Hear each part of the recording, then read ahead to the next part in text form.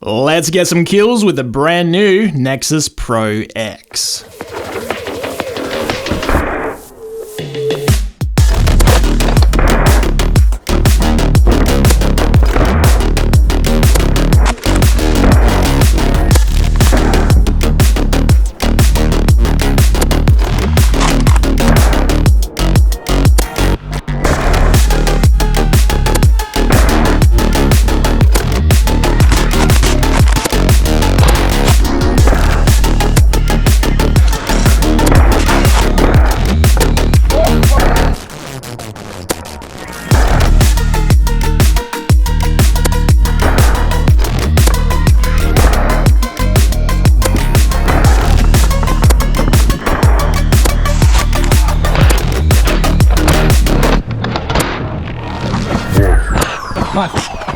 Oh. Gotta get one back. You got two of my glasses before. What's up, Nerfers, and welcome back to my channel, where I test blasters like this one outdoors in real world conditions to bring you the results that I want to know.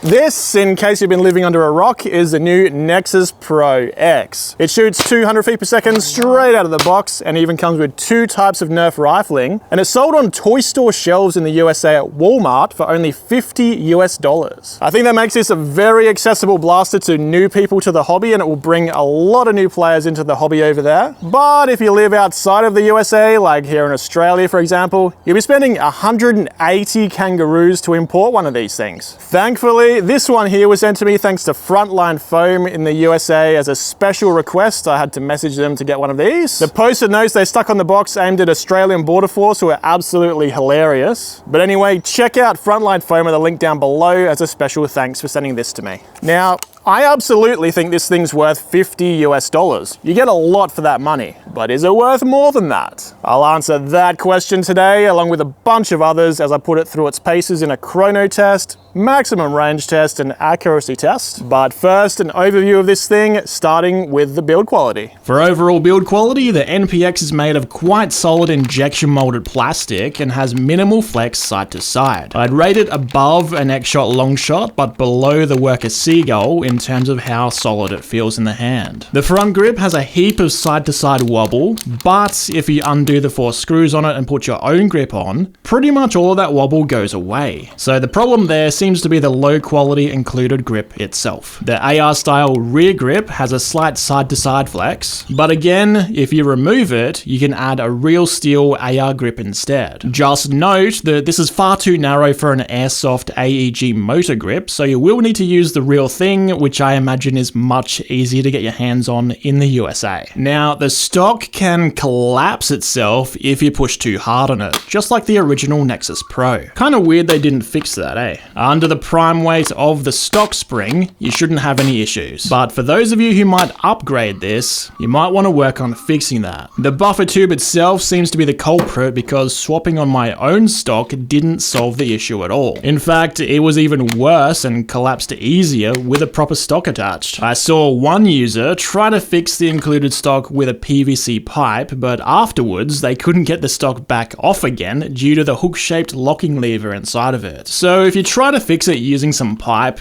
don't use the included stock. One more note I have on build quality is that my unit has a terrible air leak where the barrel connects to the dart gate.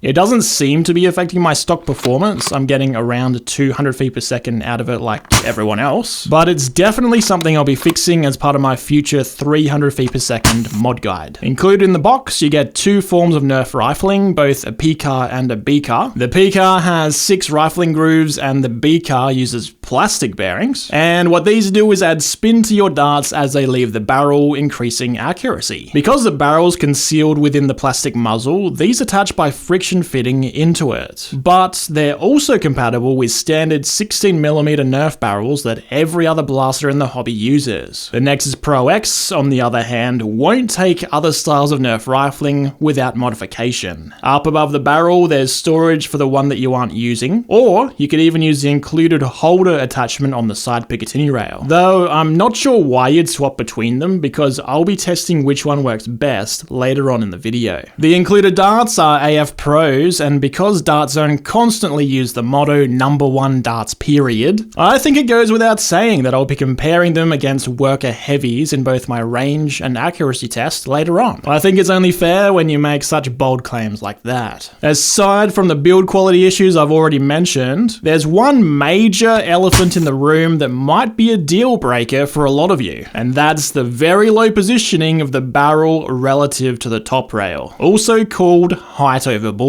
When taking a corner, aiming over a barricade, or peeking through a window while looking down your sight, you could very easily misjudge where your barrel actually is and shoot a dart straight back at yourself. In fact, this happened to me twice while shooting from the sniper tower alone. Luckily, they include some eye pro for you, for when you shoot yourself in the eye. There are some efficiency benefits to this design, and despite having a pretty small air volume of around 74 cc's, this can actually do 300 feet per second with some modding. Though, admittedly, it does take a ridiculously heavy spring to achieve that, and I think just having a larger air volume and normal position for the barrel would have been the better way to go by far. It comes with two 12-shot mags. Most blasters usually only include one mag, so that's a plus. They do only hold 12 shots each, so they're not quite as useful as 15-shot or 18-shot worker Talons, but the blaster is Talon compatible, so I'd just use those instead. Your mags can be inserted at any time, whether the breech is open or closed, and there's a pretty cool dual mag release on the bottom. The rear one you can pull back with your trigger hand, and the larger one you can push forward with your mag hand. It takes a little bit of getting used to because they do move opposite ways.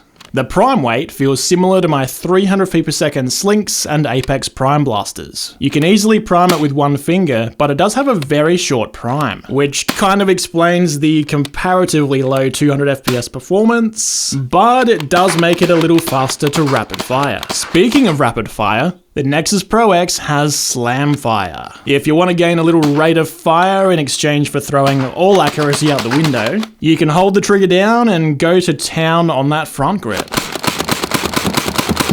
Personally, I never use slam fire. It's honestly not that much faster than just aiming your shots and pulling the trigger for each one, but I know some of you out there do like to have slam fire. Above the trigger, there's a safety switch. Push it in from the left for safe or from the right for fire. There's pick rails on the sides for attachments like the previously mentioned rifling holder, or you could put something actually useful on there like a flashlight if you have night games, for example. There's also M-lock slots underneath if you take those rails off. Up top, there's full-length Picatinny rail where you can attach the included toy front iron sight or decorative toy scope. These are perfectly fine for shooting around the house, but if you want to get the most out of this blaster at an actual game, I definitely recommend getting yourself a cheap airsoft 1x red dot sight. Even a cheap $20 one off Amazon or eBay is going to smoke what it comes with, and with that included rifling, this blaster definitely has the accuracy deserving of an actual sight that'll unlock its full potential. When you close the breech, there's an internal lock that prevents it from opening up again. Handy if you tilt your blaster up in the air a lot so that it doesn't come open on you. And there's a release button for that on the top rail if you need it. Hold that in and it'll let you open the breech back up. Unfortunately, there's no way to deprime the blaster due to it having slam fire. So at the end of the day, you'll want to just load in a dart and give it a fire before putting it away in storage.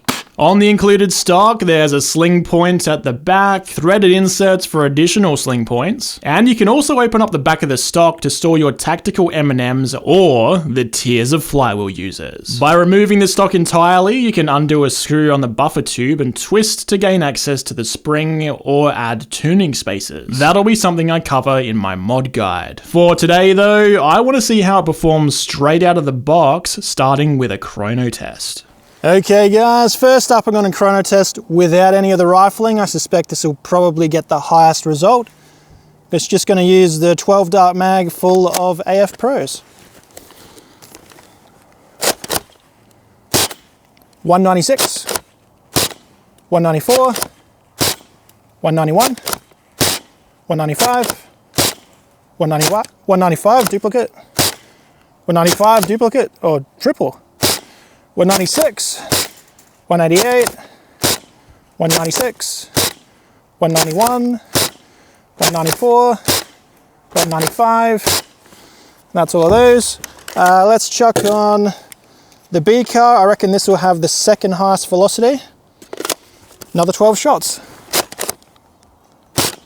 198, 197, 195, 196, 199, 198, 198, 198, 197, 198, 195, 196. That's all. Okay, so that was actually a little bit higher. I suspect this is under-barreled for the plunger tube size. Here's the P-car. Another 12 shots.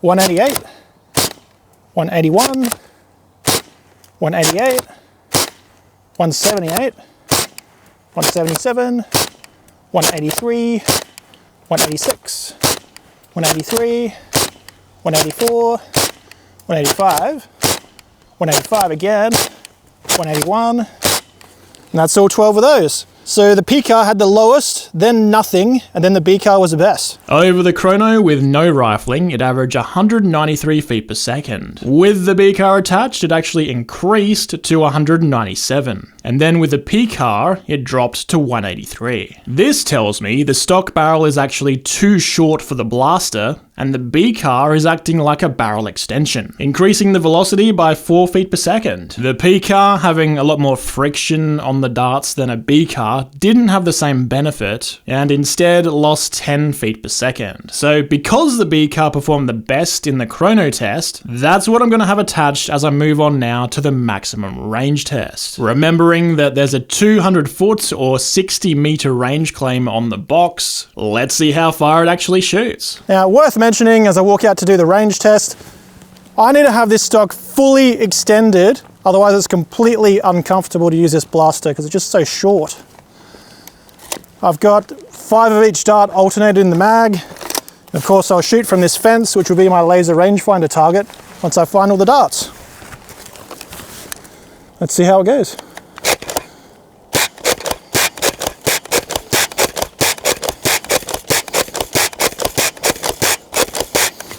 That's all 10. Let's go find them. I can already see all 5 AF Pros. They went the shortest distance. They're all grouped up here. 1, 2, 3, 4, 5. Pretty consistent grouping. And using the laser rangefinder, they went 51 meters. So a tiny bit shy of the range claim on the box of 200 feet. The heavies though went 58 meters. So they almost did go the range claim on the box. So in terms of range, both AF Pros and Worker Heavies fell short of the claim on the box. Worker Heavies went the furthest though, making them far better for range than AF Pros. But how about accuracy? First I'll test no rifling, then the B car, and finally the P car, using both dart types for a direct comparison. Feel free to skip ahead to the results because that's a lot of shooting. Okay guys, it's time for the 30 meter accuracy test. Now first up I'm going to do no rifling at all with AF Pro darts. I was debating whether even to include no rifling at all because most of you know the rifling does work. But occasionally I get comments from people who seem a bit confused why we use Nerf rifling.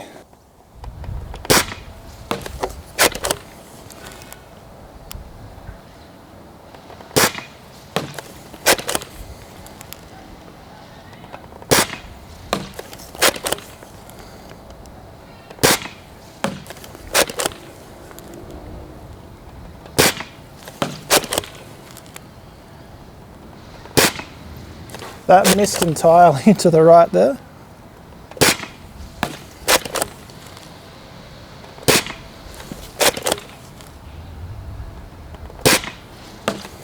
Yeah, they're just all over the place without any rifling. Any left? It's got to be like the last one, surely. No. There we go. All right, now we'll switch to the heavies. Again, with no rifling.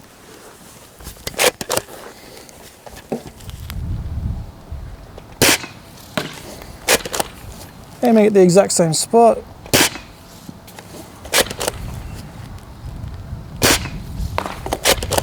That went higher up on the target than the AF Pros did.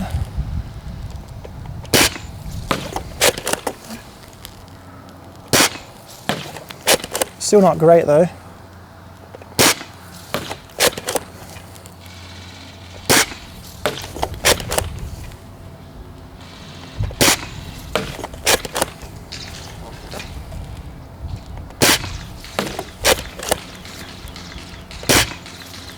Missed entirely to the left.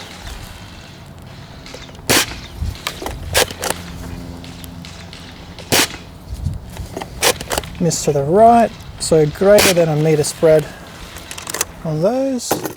Beaker! I have a feeling this is going to drastically improve the grouping.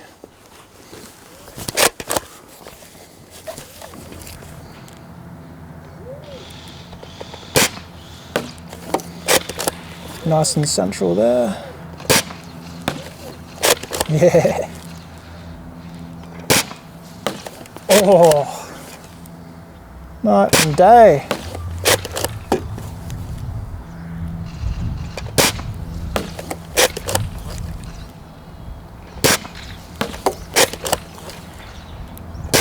This, ladies and gentlemen, is why we use Nerf rifling.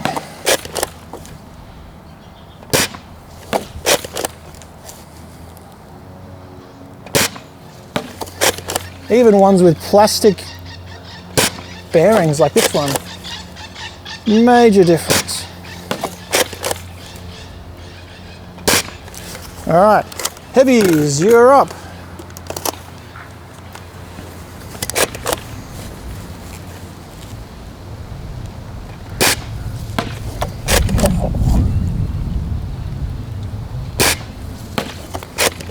Was that the exact same spot?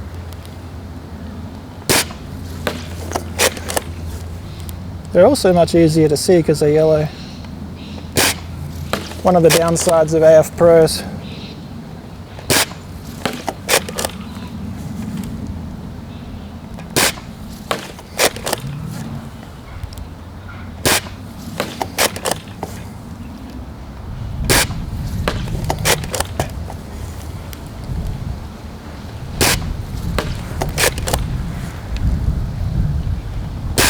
The AF Pros had good accuracy though, so I can't really tell just by eyesight which one's winning here. Definitely be a job for when I get back home on the computer. All right, now the Picar. It's so quick to switch between them. AF Pros first. Now these did have lower velocity, so they might drop a bit lower on the target too. Yeah, that didn't even make it to the target, aiming at the same spot. Also, these are going a bit more to the right. That's weird.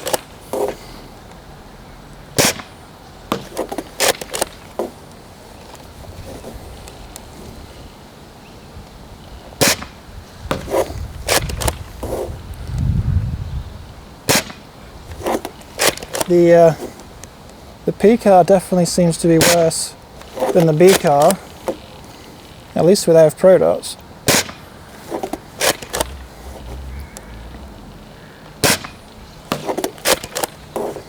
They're definitely going low and to the right with the P-car.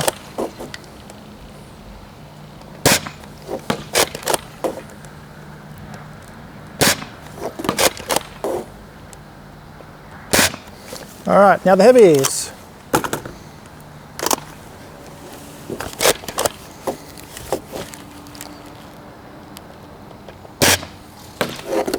That one's not going to the low right. Okay. So it's having a weird effect specifically on AF Pros.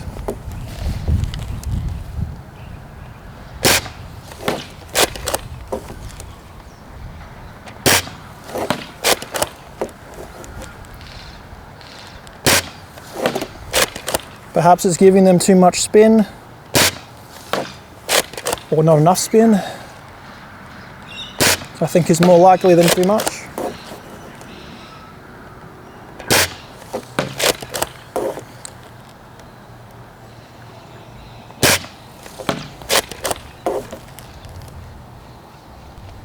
Because the heavies are definitely doing Way better than the AF Pros were on the PCAR. And that's all 12. First, the no rifling shots. AF Pros in orange shot a 1 meter spread, while Worker Heavies in green shot about a 1.2 meter spread. Both were absolutely horrendous, but now you know why we use Nerf rifling. For the BCAR shots, in red, AF Pros shot a 35 centimeter spread, while Worker Heavies in yellow shot a slightly tighter 30 centimeter spread. Both were incredible groupings for a 200 feet per second blaster. I was actually impressed. Finally, the PCAR. Something about the PCAR didn't play nicely with the AF Pros shown in blue. They dropped low and to the right with a 1.2 meter spread. That's about as bad as having no rifling at all. I have no idea what happened there. The Heavies, however, worked well with the PCAR and shot a 70 centimeter spread, which was notably only 25 centimeters wide. A very acceptable grouping from the Heavies there, considering most humans are taller than they are wide. Overall though, the BCAR performed the best with both dart types. Worker Heavies performed slightly better than AF Pros, and coupled with their range advantage shown earlier, I'd say that pretty much clears up who has the #1 darts period. But now that I've finished testing the Nexus Pro X and used it for a day of gameplay, what do I think of it overall? Looking at it from the perspective of someone in the USA, I think it's simply incredible what you're able to get for $50. 2 forms of Nerf rifling, 200 feet per second out of the box. This is going to introduce a lot of new players to the hobby who had no idea Nerf could perform like this. Never heard of a BCAR? Well, now every kid in America is going to know what one of these is growing up. Looking at the Nexus Pro X from the perspective of an international user, where we're paying upwards of $180 for the privilege of owning one of these, you have to remember this was never designed to be worth $180 and is competing against blasters that were. This is first and foremost a kid's toy designed to get high-performance Nerf blasters into the mainstream and give people a taste of what hobby-grade Nerf is like. It's the best blaster a parent or uncle could buy at Walmart in the USA, and it takes a steaming dump on anything Hasbro has ever made, while also having better build quality than the X-Shot Longshot. It shoots 200 feet per second straight out of the box, it shoots 58 meters maximum range, assuming you have better darts, and it has a very nice grouping with the included BCAR. And it does all of that at a price that makes it very reasonable for a birthday gift for the little ones. I think the main reason you choose to buy this as an international is for the rarity factor. You'd probably be the only one using one at your local games, and it will definitely stand out and be a conversation starter for all the people using their equally priced $180 Worker Seagulls. Just make sure you aim high enough over barriers so that your darts don't come back and hit you in the face. Additionally, the NPX is capable of shooting up to 300 feet per second with some upgrades, which I'll show you in a future video. Make sure you subscribe so you don't miss that. For a question of the day, what do you think of the low barrel position? Is it an absolute deal breaker for you like it is for me? Let me know what you think down below. Because that's all I have for you today. Like, comment, subscribe, and all of that. Here's 2 other videos you might enjoy. And as always, thank you very much for watching. See ya!